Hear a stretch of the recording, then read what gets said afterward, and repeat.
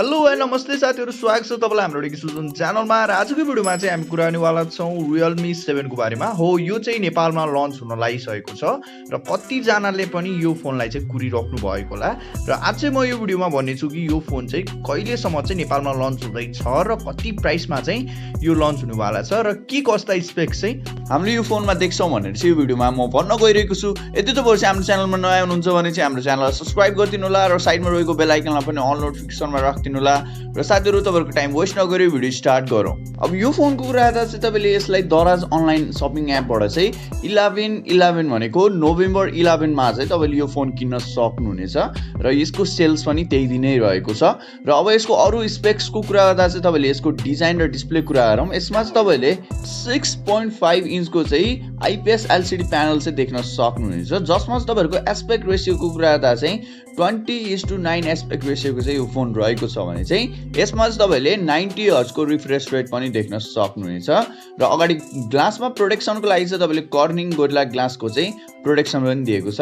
र अब यसको रिजोल्युसनको कुरा गर्दा तपाईले फुल एचडी रिजोल्युसनको चाहिँ यो डिस्प्ले पाउन सक्नुहुनेछ भने चाहिँ अब यसको कुरा गरौँ चिपसेटबाट। यसमा चाहिँ तपाईले मिडियाटेकको हिलियो G95 को चाहिँ चिपसेट पाउन सक्नुहुनेछ।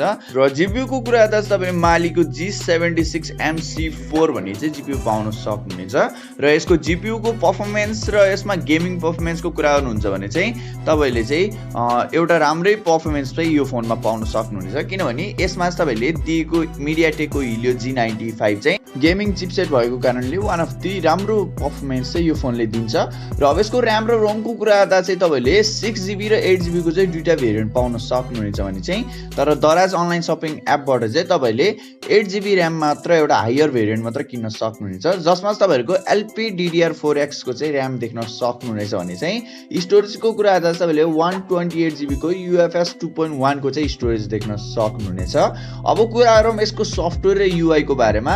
यसमा चाहिँ तपाईले Realme को युआई अन टप देख्न सक्नुहुनेछ भने चाहिँ Android 10 चाहिँ रनिङ गरिरहेको छ।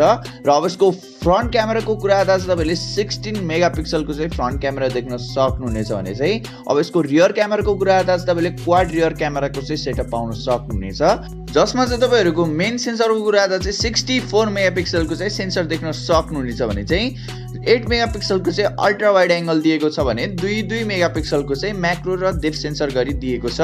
र अब यसको सेक्युरिटीको कुरा गर्दा तपाईले साइड माउन्टेड फिंगरप्रिन्ट स्क्यानर चाहिँ पाउन सक्नुहुनेछ भने चाहिँ ब्याट्रीको मेन कुरा गर्दा चाहिँ तपाईले 5000 मिलिएम्पियर को चाहिँ ह्युज ब्याट्री देख्न सक्नुहुनेछ भने चाहिँ जसमा चाहिँ तपाईहरुको सुपर डार्ट चार्ज चाहिँ 30 वाट को चाहिँ फास्ट चार्जिङ सपोर्ट चाहिँ तपाईले यो फोनमा देख्न सक्नुहुनेछ।